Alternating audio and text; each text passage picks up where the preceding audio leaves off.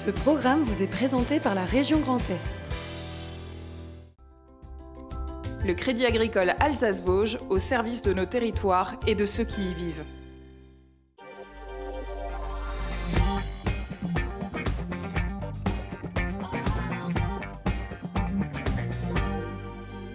Madame, monsieur, bonsoir, bienvenue pour une heure d'actualité. C'est 100% Alsace, c'est 100% régional et vous allez découvrir cette innovation. Regardez bien, Julien Kin sera avec nous. C'est le One Up, un kit de sauvetage, une invention qui a été brevetée et qui a été présentée récemment au Salon Nautique. Il y aura probablement beaucoup de monde. Le 4 février, Vanessa Wagner organise, dans le cadre de la grande consultation, un débat public. Valérie Zago nous raconte là les terroirs et on découvrira le grand cru Brandt. Et enfin, Mathieu Chanvillard, comme tous les jeudis, aura quelques humeurs. Avant cela, c'est le JT, Camille Roland.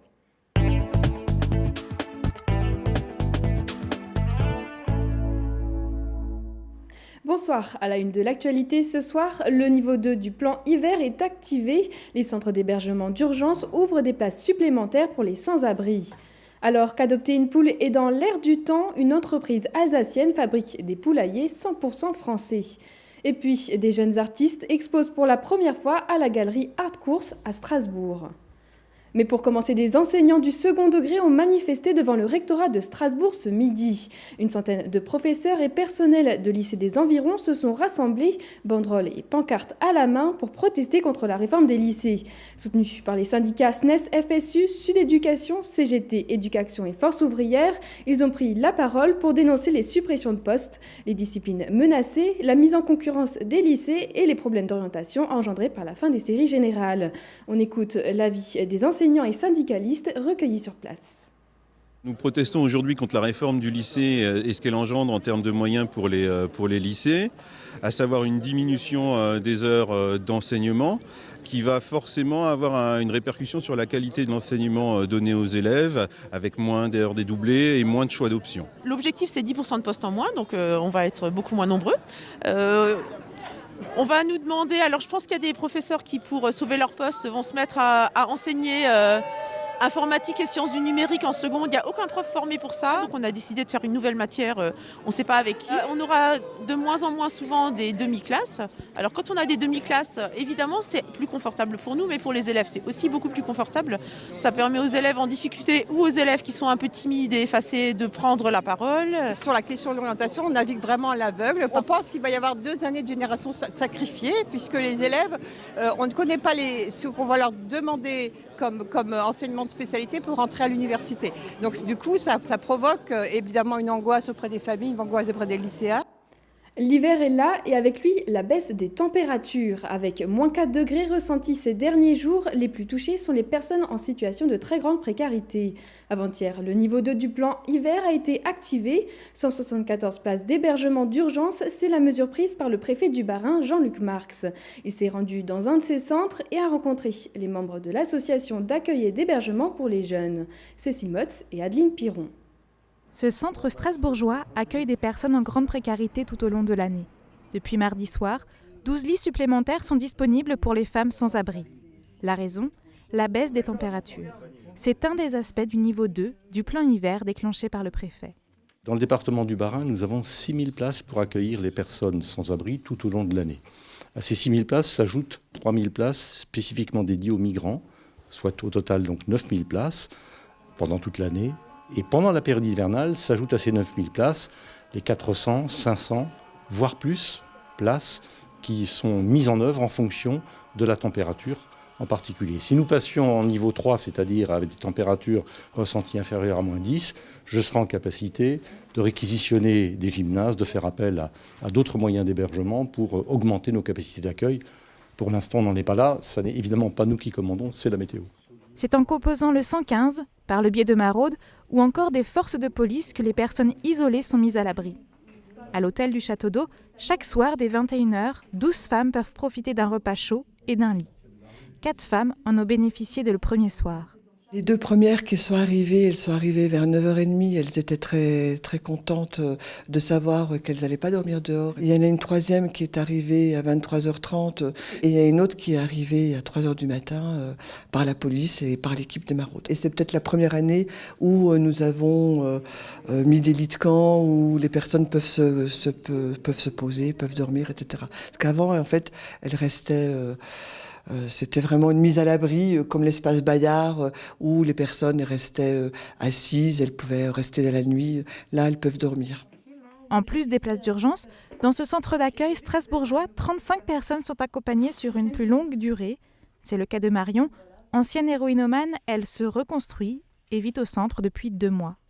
J'ai pas eu une très très belle vie jusqu'au jour où j'ai commencé à vouloir m'en sortir.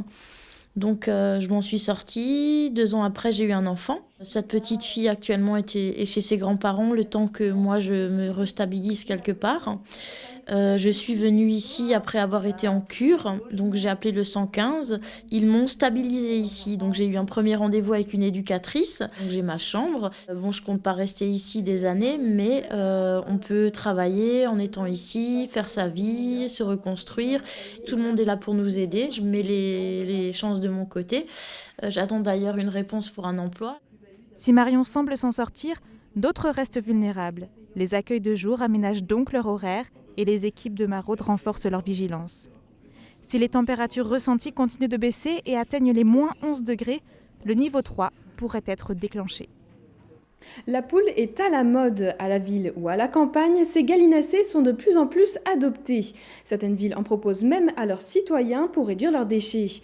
Mais pour élever une poule, il faut disposer d'un poulailler. En France, il en existe un seul fabricant et il est alsacien. Il s'agit de France Poulailler, une entreprise familiale installée près de Colmar. Marine Zis. C'est dans cet atelier à Folgelsheim que sont fabriqués les seuls poulaillers de France. Positionnée haut de gamme, l'entreprise élabore des abris pouvant accueillir jusqu'à 25 poules.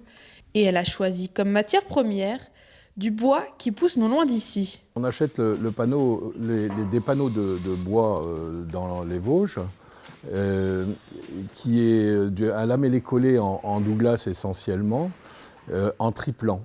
C'est du triplan, ce qui fait qu'il ne se déforme absolument pas avec les différentiels d'humidité qu'il puisse y avoir.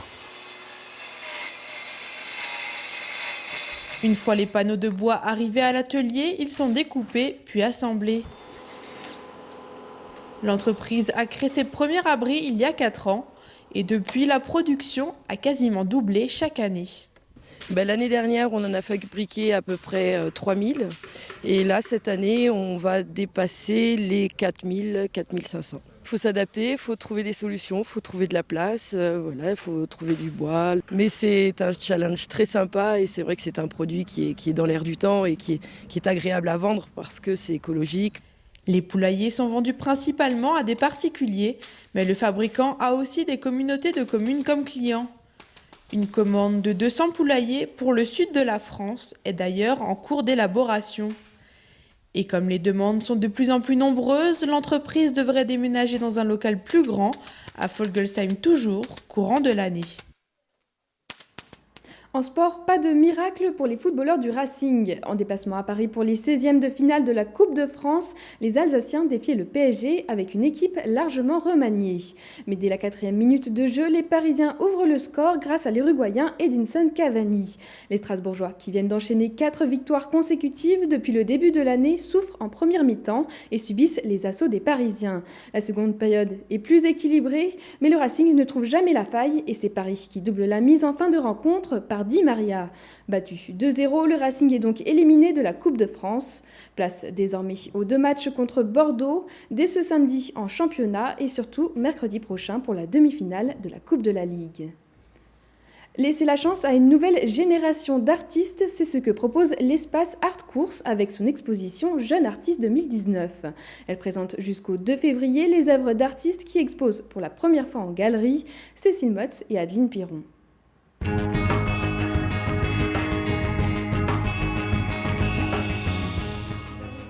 Ils étaient 10 jeunes artistes à vouloir exposer leurs œuvres à la galerie Art Course de Strasbourg.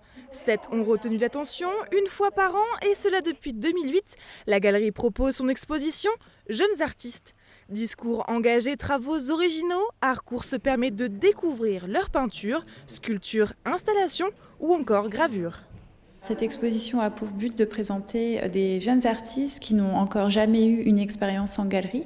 Il s'agit pour eux de leur toute première exposition et ça leur permet de se confronter au public, d'avoir des retours sur leur travail artistique et de mettre un premier pied dans l'univers professionnel artistique. À travers cette exposition, nous voulons leur offrir une opportunité réelle de pouvoir s'exposer et montrer leur travail. Alexandre est à l'origine de l'œuvre Moineau en couverture du flyer de l'exposition. Auteur de 4 œuvres, toutes exposées, ce jeune artiste autodidacte de 27 ans montre un futur imaginaire rempli de messages. J'ai toujours aimé le dessin, la peinture, mais c'est la première fois où je me lance vraiment, j'ai vraiment envie d'en faire mon métier. Donc maintenant je raconte des histoires, non pas par écrit ou par le jeu, mais par peinture. Je compare en fait notre civilisation aux dinosaures. Les dinosaures étaient trop gros, à un moment donné ils ont décliné. Et en fait, ils se sont adaptés, il y en a qui sont transformés en oiseaux, il y en a qui ont complètement disparu. Et en fait, je compare notre civilisation actuelle à ça. En fait, on est trop gros, on prend trop de place, on est l'espèce dominante, on consomme trop, on le sait, on est de plus en plus. Et un jour, en fait, tout sera terminé, on sera que poussière. Mais voilà, est-ce que ça veut dire que l'humanité tout entière ne sera plus? Non, il y aura toujours quelque chose. Donc au lieu d'imaginer réellement faire un futur de prévision, je fais un futur imaginaire. Donc je détourne ça de manière poétique, il y a toujours un peu des engagements. Donc il y a des questions géopolitiques, écologiques, mais j'ai pas envie que ce soit trop imposé, donc voilà, je les cache dans l'image. Les œuvres d'Alexandre comme celles des autres jeunes artistes sont disponibles à la vente. Elles seront exposées dans la galerie strasbourgeoise Harcourt jusqu'au 2 février. On part à Paris rencontrer Lily B. Originaire de Ribeauvillé, elle nous présente son nouveau projet musical Lily Bras d'Acier aux airs pop-rock. Rencontre avec Nora Boiriwa.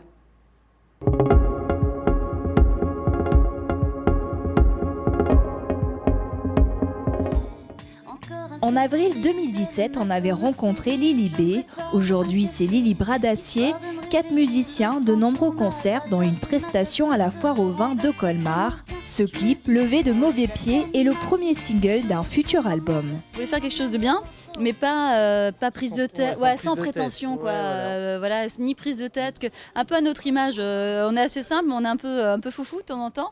Voilà, surtout lui, non. Pas beaucoup, voilà.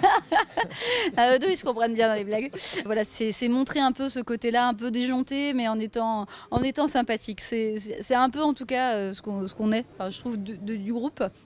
Et en même temps, voilà, qu'on se marre un peu, vu que c'est déjà assez dur, ce métro boulot dodo, si on peut pas prendre un peu de recul, c'est dur, quoi. Lily Bras d'Acier joue des airs pop-rock, mais ne se limite pas à ce genre musical. Encore en recherche de leur véritable identité, ils proposent des ballades intimistes, comme des mélodies plus électriques, le tout en français. Même en concert, il y a un petit peu avoir une pointe de bossa nova, un coup bien rock, un coup avoir plus chanson française. Enfin voilà, il faut vraiment suivre. En même temps, c'est les paroles qui emmènent et en même temps, ou même des fois les mélodies, mais c'est une ambiance, c'est un univers à chaque fois dans chaque chanson. Voilà, c'est vrai qu'il y a le look, le visuel, un peu ce qu'on veut dégager sur scène, ce qu'on a envie de partager aussi avec le public. Tout ça, voilà, on a plein d'idées les uns les autres. Là, on est en train d'imbriquer un petit peu tout ça pour vraiment bien développer la chose. En avril, Lily Bras d'Acier veut présenter ses nouvelles compositions et serait ravie de revenir jouer dans sa région natale. RGDS, partenaire des Alsaciens qui s'engagent. Place à l'image du jour d'Olivier Anne. Après le meilleur marché de Noël, un nouveau concours a été lancé par le site Best European Destinations. Et c'est tout simplement celui de la meilleure destination en Europe. On a voulu aller voter et là, stupeur. Aucune ville alsacienne dans la présélection. Vous pouvez voter pour Kaftat en Croatie, Kotor au Monténégro, Braga au Portugal et même Metz en Lorraine. À vous de voir. Merci beaucoup Camille pour ce JT. On accueille le plateau Alsace 20. Venez Mathieu Champvillard, Valérie Zago, on parlera des terroirs. Venez nous rejoindre Vanessa Wagner de la Fédération française du bâtiment. On parlera de débat public. Venez Léonore Houd, architecte. Et notre invité aussi Julien Kins, fondateur de One Up, qui arrive justement avec cette petite bouée que vous allez découvrir. Montrez-moi juste le One Up. Voilà, on va vous parler de ça. C'est tout à fait étonnant, ça va sauver des vies suivi. Et c'est juste après la météo. Des châteaux de la Loire au delta du Mékong, idées week-end ou voyage au long cours, vos vacances au fil de l'eau partout dans le monde avec Croisière Europe.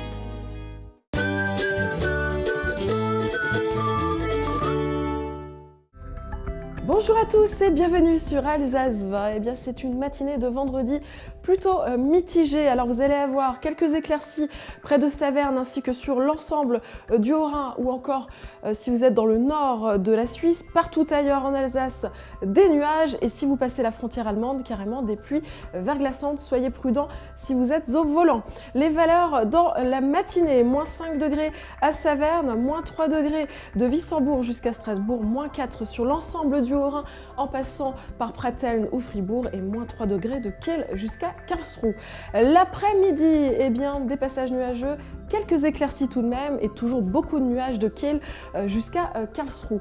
Les valeurs dans l'après-midi, eh bien, ce sera toujours très négatif puisqu'il fera moins 2 degrés à Fribourg et moins 1 degré partout ailleurs. Votre journée de samedi, des nuages, quelques petites éclaircies et regardez, il fera 4 degrés absolument partout.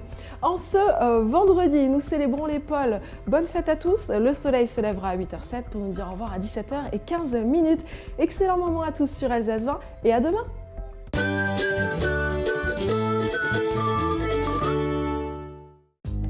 Vos vacances au fil de l'eau avec Croisière Europe. Croisière fluviale et maritime au départ d'Alsace et jusqu'au bout du monde.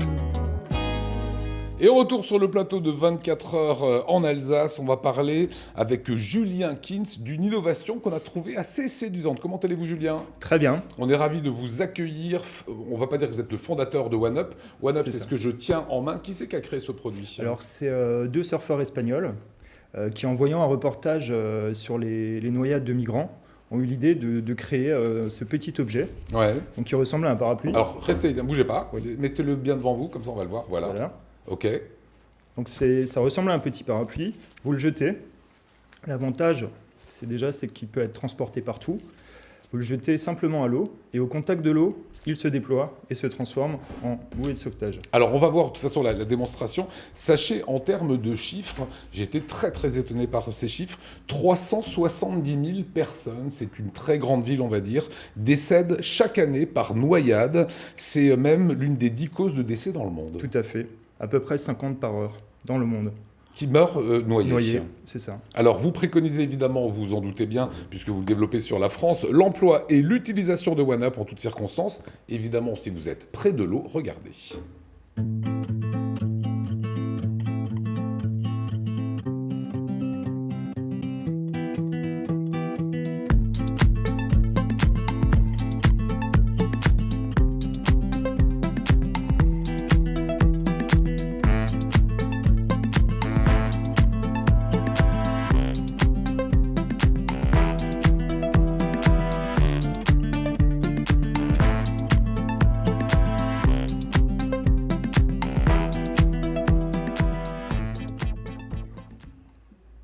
Voilà la OneUp, avec ici un petit mousqueton qu'on peut accrocher sur un maillot de bain, qu'on peut accrocher sur un pantalon.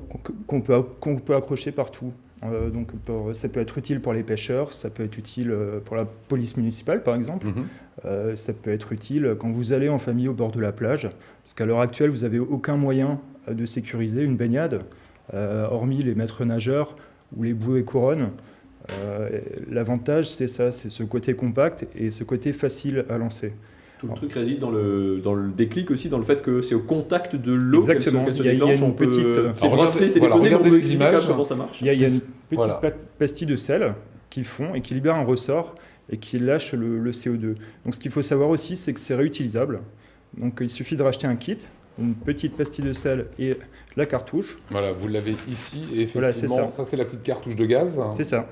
C'est du CO2. Et donc on l'a vous la changez, on le dégonfle. Voilà, vous le dégonflez, vous le repliez dans la petite pochette et c'est reparti. Voilà, ça a été présenté au Salon Nautique récemment ? Exactement, on l'a lancé pour la France au Salon Nautique au mois de décembre, on a eu un très bel accueil. Ouais. On l'a lancé en Belgique au Salon EDEX à Bruxelles au mois d'octobre. Pareil, on a eu des contacts avec l'armée belge, l'armée française, le gouvernement indien. Enfin, ça se développe bien. Ça veut dire, Vanessa, vous allez au bord de la mer avec votre fille, elle est un petit peu essoufflée, paf, vous lancez One Up. Et pourquoi pas vous?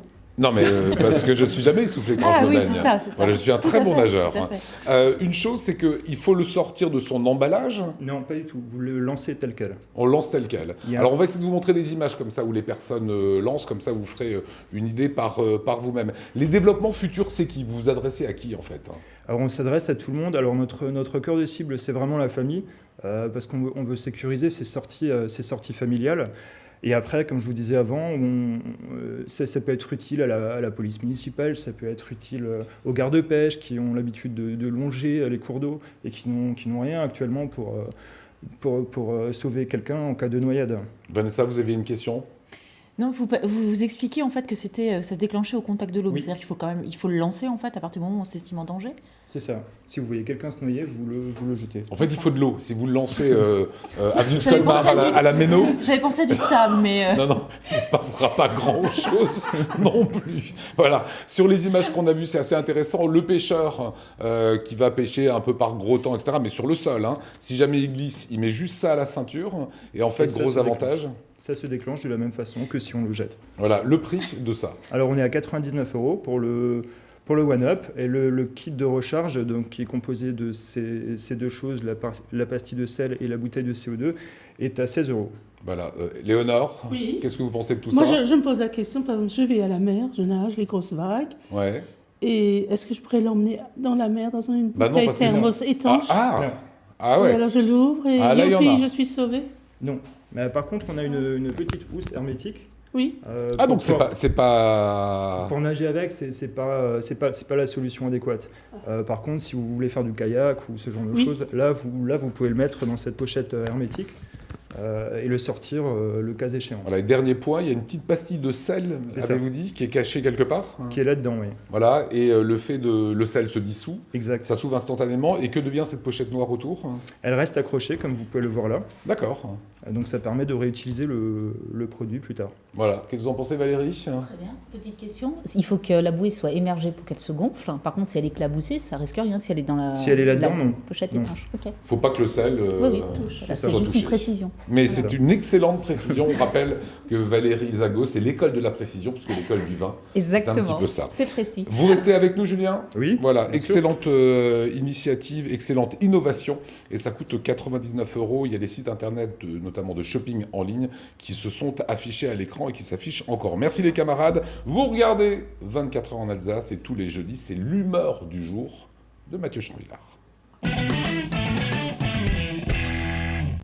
Il faut bouger. C'est peut-être votre bonne résolution de 2019, c'est peut-être même déjà trop tard, c'est peut-être un slogan que vous entendez, c'est peut-être le mantra que vous vous répétez tout le temps. Votre médecin vous dit de bouger, vos collègues vous disent d'aller de l'avant, il faut bouger, il faut du mouvement, il faut foncer, il faut de la vitesse partout dans le TGV, il faut de la vitesse dans la boxe, du haut débit, il faut du flashball dans ta gueule, tout ça va très vite, plus haut, plus fort, en avant Guingamp, en avant dit le président, peu importe où vous allez, allez-y, mais vite en tout cas. Honte à ceux qui ne bougent pas, honte à ceux qui sont immobiles, et honte à ceux, pire, qui entravent le problème des autres. Pas bien la neige qui bloque le mouvement, le transport, tout ça.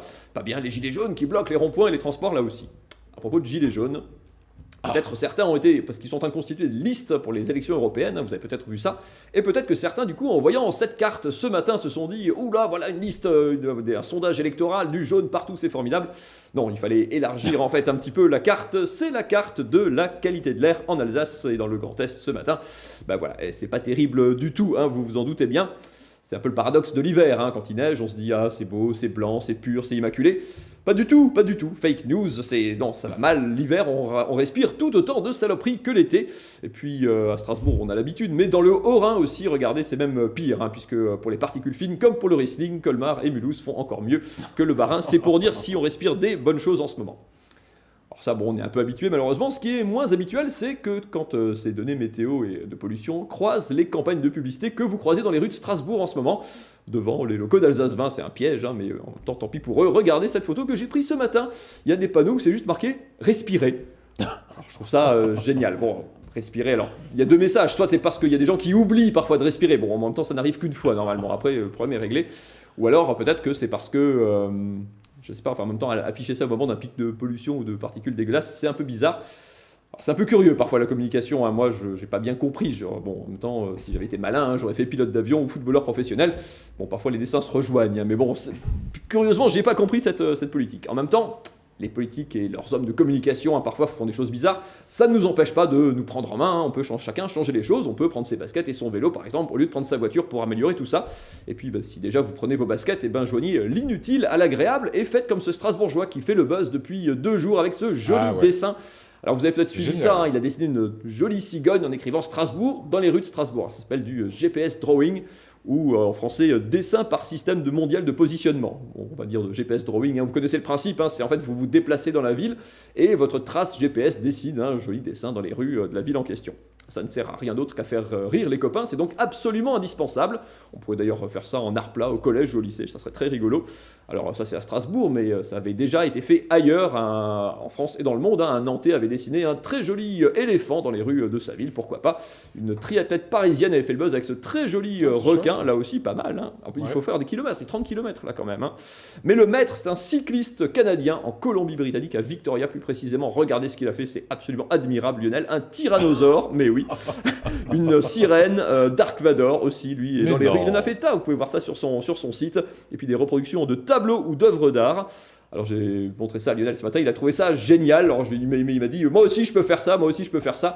Ok, merci Lionel pour ta contribution, hein. Donc merci beaucoup d'efforts. Je ne crois pas. Mais si, ça se fait. Mais la palme revient à un japonais qui a parcouru 7000 km à travers tout l'archipel, regardez, pour adresser ce magnifique message à sa future épouse, Marry me, épouse-moi. Bon, il a fait 7000 km à pied, je pense que la pauvre est morte de vieillesse avant de pouvoir lui répondre, mais c'est pas grave, au moins lui, il a bougé. Voilà, vous comprenez pourquoi je ne veux jamais voir et lire la chronique de Mathieu avant. Voilà, ça ne changera jamais. Bravo Mathieu, merci. À suivre. Tiens, Vanessa Wagner, on va parler de ce grand débat national. Vous y prenez part, ça se passera dans l'hémicycle du Grand Est. Ça sera le 4 février, on en parle dans un petit instant. Léonore, on parlera d'architecture. Sagetz? Oui, pardon, je suis de nouveau. Voilà. Est-ce que tu peux ça? Voilà, vous voulez répondre en alsacien, Valérie? Pas du tout. Voilà, mais on parlera de Grand Cru. Je serai l'unique alsacienne ce soir. Ça, c'est clair. Et tout ça, c'est juste après ça.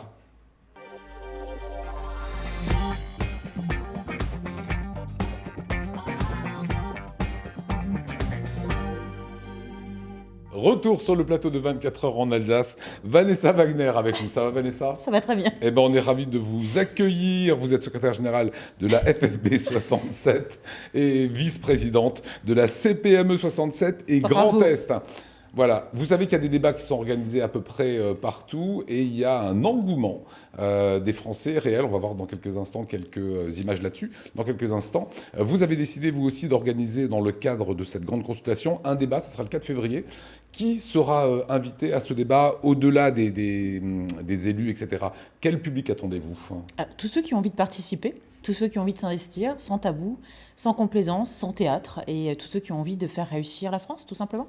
Il y aura Jean-Luc Marc, le préfet, Thierry Michel, Vincent Thiebaud, qui sont des députés, bien sûr, Jean Rotner, président du Grand Est, Frédéric Bierry, président du Conseil départemental du Bas-Rhin, Jean-Luc Aymurger, président de la CCI Alsace Eurométropole. Voilà, c'est du beau monde quand même. La rectrice. La rectrice, Sophie Béjean. Bien sûr.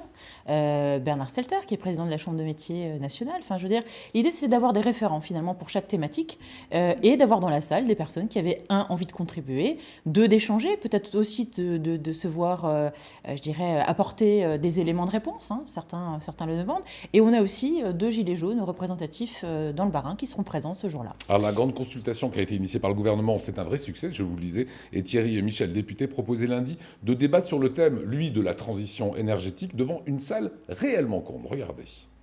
La transition énergétique, c'est le sujet qui a retenu l'attention de tous pendant 2 heures, tour à tour attentif, studieux, dubitatif, mais toujours participatif. Les citoyens présents sont parfois venus de loin et si la suite les laisse perplexes, ils ressortent plutôt satisfaits de l'exercice. Le terme de débat est un terme très ambitieux quand il s'agit de réunir plus d'une centaine de personnes.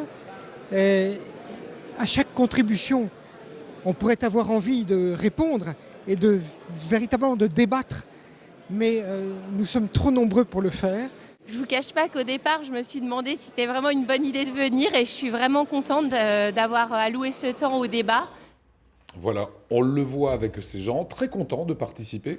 Vous, ce que vous allez proposer, c'est pas la transition énergétique, c'est pas votre thématique, ça sera plutôt la place du logement, c'est l'emploi dans les branches du bâtiment, c'est la transition énergétique, c'est Alors, quoi? ce que je voudrais dire d'abord, c'est que l'important, c'est de recréer du lien. On le voit sur la vidéo, c'est ça. C'est finalement ce que les gens attendent, c'est d'être considérés. Ensuite, sur les thématiques, on en a arrêté 4-5, mais on ne veut pas rentrer dans un débat où on pourrait dire ça, on l'aborde pas ou ça, on l'aborde pas. Donc, effectivement, il y a l'emploi, l'apprentissage, la formation, la place du logement qui est importante, mais aussi la fiscalité, le pouvoir d'achat. Est-ce que le travail paye toujours? On va aborder aussi la transition énergétique. Elle est quand même au cœur aussi de notre problématique, notamment au niveau de la Fédération française du bâtiment. Et puis, il y a d'autres sujets qui sont remontés, le numérique, le salariat de demain. La justice sociale La et justice fiscale. sociale, fiscale. J'ai envie de dire, les Ça veut dire qu'il y a de thèmes la sont très grogne larges. aussi dans votre territoire. Hein. C'est, vous ressentez dans les personnels du bâtiment, il y a de la grogne aussi. Je ne vais pas dire qu'il y a de la grogne, mais il y a un moment donné où on a envie d'être entendu et où on a le sentiment peut-être qu'à un moment donné, ce lien s'est rompu. Et donc notre idée à nous, c'est de faire rayonner nos territoires. Il y a des vraies initiatives qui existent sur les territoires, il y a des actions qui sont menées qui ont des résultats, et c'est de les faire partager à tout le monde. Donc l'idée, c'est de recenser tout cela. On aura un rapporteur et on mettra en place évidemment ces propositions concrètes sur papier et on les fera remonter évidemment au gouvernement. Le but c'est ça, c'est que ça remonte au gouvernement, vous aurez des députés, des élus dans la salle, c'est de leur qui repartent quasiment avec un kit, un dossier clé en main pour la suite. C'est pas un dossier clé en main parce que je crois que l'idée c'est que les choses soient évolutives et qu'elles s'adaptent à chaque territoire. Mais je pense sincèrement que le débat sera riche, qu'il faut ne rien éviter et ne rien limiter. Et donc l'intéressant pour moi, c'était de dire on a des référents en face qui seront capables d'analyser, qui seront capables aussi de répondre sur certaines thématiques spécifiques. Et donc c'est en cela que c'était important. Mais je le redis, ce qui va être aussi de notre devoir, c'est le suivi des propositions qui vont être faites et que ce ne soient pas des propositions qui restent lettres mortes. Il faut du concret dans ce pays. Je crois que c'est véritablement ce que les gens attendent. À nous de prendre nos responsabilités. Et je dis nous, c'est collectif finalement. On a tous quelque chose à apporter parce que moi j'ai des fonctions, les personnes qui sont référentes ont des fonctions, mais on est tous avant tout des citoyens. Et je crois que cet avenir-là, il est de notre devoir de l'imaginer ensemble. Alors, vous avez l'adresse qui va s'afficher, qui est l'adresse des inscriptions, bien évidemment. On va la laisser. Vous avez même une adresse Internet, il me semble. Ça se passera effectivement. Voilà. On va laisser quelques instants, comme ça vous pourrez avoir cet email. Pourquoi des gilets jaunes? Deux gilets jaunes qui participeront aux côtés du préfet, aux côtés de Jean-Luc Haimburger, de vous-même. Mais parce qu'on a véritablement souhaité que ce soit un débat ouvert et public. Pourquoi les gilets jaunes? Parce que j'ai envie de dire que c'est parti un petit peu de ce mouvement et qu'il s'est élargi, mais que les discussions, on n'a pas attendu les gilets jaunes non plus. Les discussions, elles sont en cours depuis un certain temps. Aujourd'hui, il nous appartient de les mettre en musique, tous ensemble. Voilà, et vous attendez que les gens lèvent le doigt, posent leurs questions et que ça débatte. Tout à fait. Voilà, c'est le 4 février. Ça se passera à 18h30. C'est l'hémicycle du Grand Est. C'est dans le quartier du Wacken à Strasbourg. Vous avez eu le mail pour vous y inscrire. Vous restez avec nous quelques instants encore. Je sais que vous avez quelques rendez-vous, mais on va parler de terroir maintenant à Picurien avec Valérie Zago.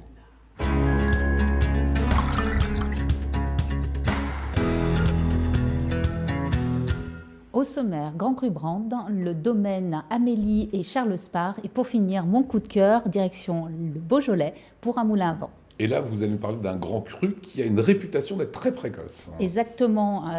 Le Grand Cru Brand a un rayonnement, bénéficie d'un très fort ensoleillement grâce au fait qu'il ait des sommets qui l'entourent et qui le protègent des vents du nord et de l'est qui sont des vents froids. Du coup, on a quand même des températures moyennes annuelles de l'ordre de 10,5 degrés sur le Grand Cru Brand. On a également 1800 heures de soleil, ce qui est très élevé pour ce Grand Cru au niveau annuel. Et il a une faible pluviométrie. Du coup, c'est tous ces paramètres qui donnent la précocité à ce Grand Cru. Justement, on voit ces images de vignes qui sont absolument magnifiques. Comment se comporte la vigne sur ce Grand Cru? Alors déjà, le Grand Cru Brand est sur un terroir granitique, ça a son importance. Après, si on prend deux millésimes différents, si on prend un millésime très chaud, la vigne peut avoir un stress hydrique. C'est quoi un millésime très chaud? Très chaud, c'est-à-dire très ensoleillé, très solaire. D'accord. Par exemple, je vais vous citer 2015. Okay. Voilà, le dernier millésime très chaud. Sur ce millésime-là, avec ce terroir-là, on peut avoir des vignes qui ont un stress hydrique. Du coup, il faut limiter les rendements et privilégier plutôt les vieilles vignes qui ont un système racinaire très profond et du coup, elles vont capter l'eau en profondeur. Maintenant, je prends à l'opposé un millésime moins chaud. ce qu'on va appeler des millésimes un peu plus difficiles. Là, c'est le granit. Le granit a la possibilité de capter le moindre rayon solaire. Du coup, c'est un grand cru qui a une régularité sans faille. Quels que soient les millésimes, vous avez toujours de très grands vins sur le brand. Voilà, mais ils peuvent être différents d'une année... Oui, il y a la typicité millésime, mais malgré tout, il y a une belle régularité. Alors, vous m'avez dit, en préparant cette émission, que le brand signifiait le lieu du bienfait du feu. Alors, c'est très poétique, c'est très poétique, joli, et ça a donné lieu même à une légende. À une légende. Alors, il y en a plusieurs, mais qui retracent toujours l'histoire d'un dragon. Alors, je vais vous en raconter une, enfin, je vais essayer. Donc, c'est l'histoire d'un dragon qui jaillit de la mer, puisqu'à l'époque, la plaine du Rhin était envahie par l'eau. Il surgit de l'eau, se monte au sommet du brand. Là, il est puisé, il s'endort. Les rayons du soleil font fondre ses écailles, ce pauvre dragon, oui. La suite n'est pas très gaie, je tiens à préciser les âmes sensibles. Son sang commence à bouillir, son sang se répand sur le sol. Le pauvre dragon se réfugie dans une caverne et il meurt. Quelques siècles plus tard, l'eau s'est retirée. L'eau s'est retirée. Je voudrais finir ma légende. L'eau s'est retirée. Les hommes plantent de la vigne sur cette colline, s'aperçoivent que le sol est extrêmement fertile grâce au sang du dragon et ça donne lieu à la légende que le brand est un vin de feu. Belle jolie légende. Bon, voilà. Vous avez interrogé qui cette semaine? Alors, le dragon, j'aurais souhaité interroger le dragon. Dans le domaine Amélie et Charles Spar, deux vignerons passionnés, on regarde. Chaleur et épices.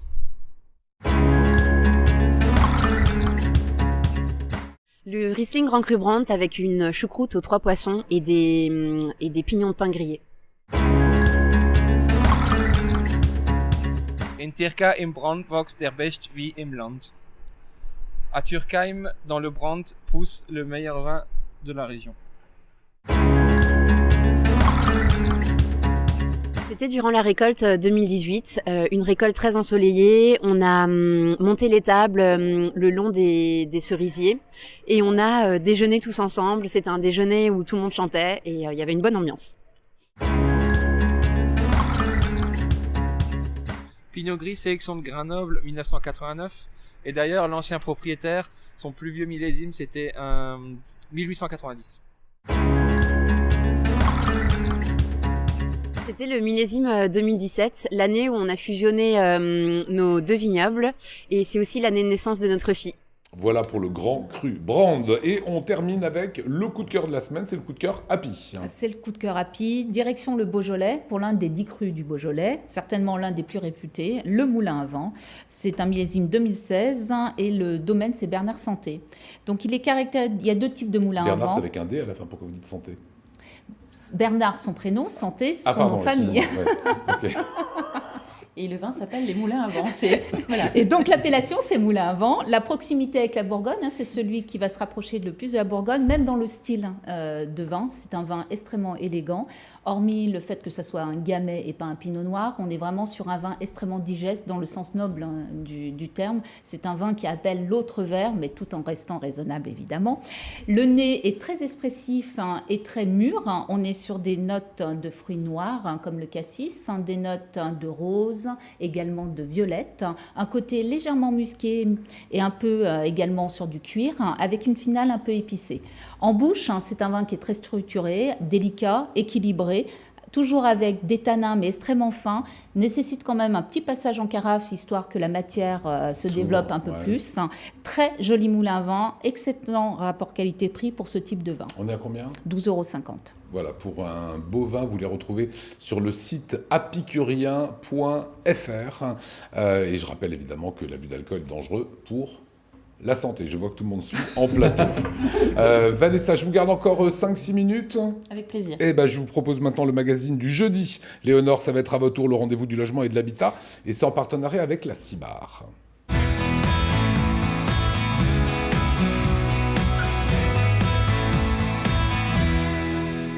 Et je voulais bien évidemment, Vanessa, vous garder, parce qu'on va parler de la nouvelle loi Elan. Elle oblige les bailleurs à construire de nouveaux logements. À la Cibar, de nombreuses constructions sont de toute façon déjà actuellement en cours, voire achevées. Et Léonore Houd, architecte, est avec nous. Vous travaillez régulièrement pour la Cibar ? Oui, depuis quelques années. Voilà. Comment est-ce qu'on réfléchit aux matériaux qu'on va utiliser lorsqu'on est architecte ? Alors, la réflexion est souvent encadrée par une réglementation. La réglementation qui dit qu'il faut une isolation thermique de qualité, être dans un règlement RT 2012 par exemple.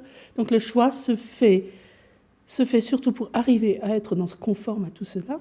Puis vient le choix personnel qui peut dire j'ai une tendance un peu écolo, je vais essayer de positionner certains produits, par exemple des biosourcés, utiliser peut-être de la laine de bois, utiliser de la laine de bois compressée, ce qui se fait beaucoup en Suisse. Ça, c'est un peu le choix du client ou de l'architecte. Oui, et tout dépend des finances aussi. Oui, c'est ça. Voilà. Et là, il y a un gap important. Ce que je vous propose, c'est de regarder l'élaboration d'une nouvelle résidence senior.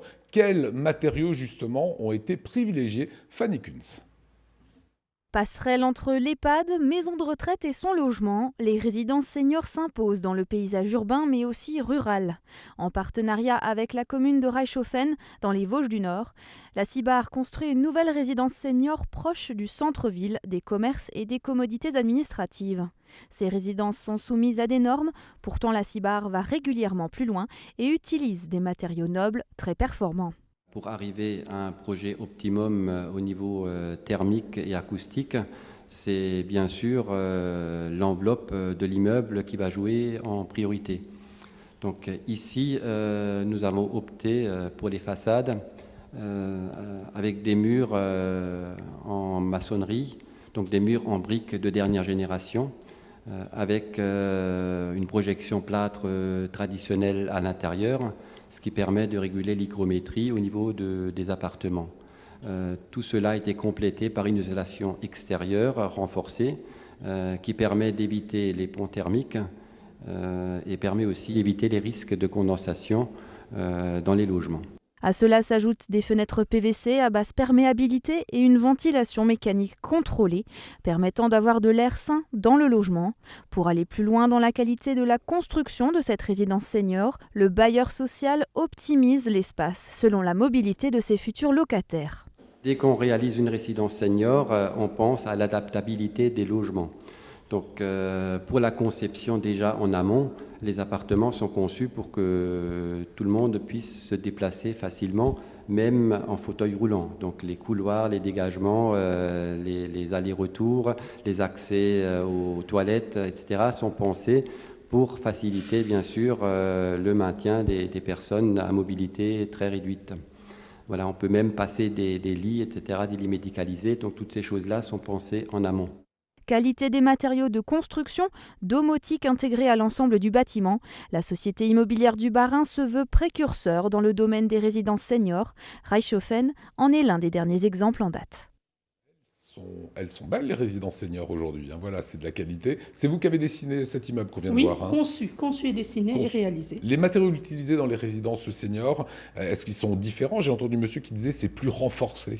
Oui, le renforcé, ça veut dire optimiser l'isolation thermique, par exemple, optimiser, parce qu'on peut prendre une brique de vin toute simple, on peut prendre une brique de vin qui a déjà une première résistance thermique, puis compléter avec un isolant. Et vous êtes plutôt sûr ? Là, on était dans une brique isolante déjà, un complément d'isolant. En isolant l'extérieur, par exemple, je pourrais faire un isolant de 12 cm, très courant, mais je mets 14, ce qui permet une meilleure rentabilité, une protection contre le froid, et une augmentation de la qualité intérieure et une diminution des frais de chauffage, par exemple. Voilà, tout est bien pensé. C'est à Reichshofen, est-ce que c'est représentatif de la construction actuelle, des constructions actuelles, en termes de design, d'utilisation de l'espace, etc. Oui, l'utilisation de l'espace, par exemple, à Reichshofen, comme beaucoup de parcelles, c'est que les terrains sont rares, plus petits, et donc il faut réfléchir à cette utilisation. Deuxièmement, il y a une contrainte, c'est l'espace vert, qui est une bonne contrainte, c'est-à-dire combien d'espace vert je peux consacrer, et est-ce que je suis dans la norme des 10, 20 ou 30%. Et par rapport Ça veut dire que vous faites aussi des propositions, vous, à la Cibar, en disant je voudrais un peu plus d'espace vert là, un peu moins ici. Comment ça se passe ? Je suis déjà absolument heureuse et contente et satisfaite si j'arrive à respecter les normes et à mettre l'espace vert. D'accord. Comme les terrains sont petits, il faut se battre pour l'espace vert. Et encore plus pour planter les arbres. Qu'est-ce qu'on privilégie aujourd'hui? Vous avez parlé de ce confort thermique, Oui. le confort acoustique, l'économie des charges pour le locataire, parce que voilà, ça impacte aussi les gens qui vont les habiter. Qu'est-ce qui est important quand on est archi? C'est certain, on peut parler d'abord de la réglementation thermique, on ne parle que de ça aujourd'hui, de la réalisation, la solidité, la structure, l'étanchéité. Puis on peut parler du vieillissement d'un bâtiment, comment faire, par rapport aux locataires et aux charges, etc. Automatiquement, on en tient compte parce qu'on propose par exemple une chaudière bois, ce que présente souvent la CIMA, chaudière bois. Avec les petits granulés qu'on a présentés. Les petits granulés, oui.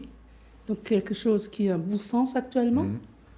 Puis pour l'acoustique, de toute façon, louer un appartement qui est mal isolé acoustiquement, c'est une aberration parce qu'on ne fidélise pas les locataires. Et c'est une des premières, je pense, dans l'habitat ancien, c'est une des premières remarques. Ces normes dont vous parliez, notamment pour l'isolation, elles sont appelées à évoluer. Enfin, il y a déjà des normes qui se précisent pour 2020. Oui. Enfin, c'est-à-dire que dans votre métier, vous êtes déjà en train de vous projeter aussi sur les logements dans 2, dans 3 ans. On sait qu'il faudra faire encore plus, ça sera encore plus exigeant. Oui, on a commencé avec 2005, la première norme thermique. On est à 2012, mais nous travaillons déjà comme c'était 2018. Comme on est passé 2018, on réfléchit déjà à 2020. C'est-à-dire, on sera très vite dépassé si on n'a pas une réflexion dans ce sens. Qu'est-ce qui va changer? C'est quoi? C'est les matériaux? C'est la manière de les utiliser? Les matériaux. Aussi, l'usage. Réfléchir à comment récolter l'eau potable des toits, comment utiliser ça, par exemple, dans les toilettes, récupération d'eau. Réfléchir aux déperditions. Réfléchir à faire des bâtiments compacts, comme ça on a moins de déperditions.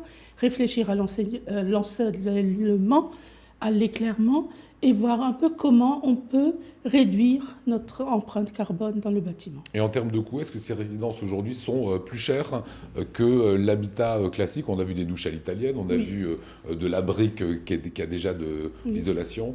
Le prix de base de construction restera à peu près le même, sauf si on charge un peu sur l'isolant. Ce qui change, c'est que ce qu'on peut proposer lorsque vous faites une résidence senior, vous avez automatiquement des salles de bain adaptées à personnes à mobilité réduite, les WC, les accès, donc vous avez automatiquement plus de surface. Je peux faire un 3 pièces autour d'une certaine surface, mais le 3 pièces résidence senior sera légèrement plus grand.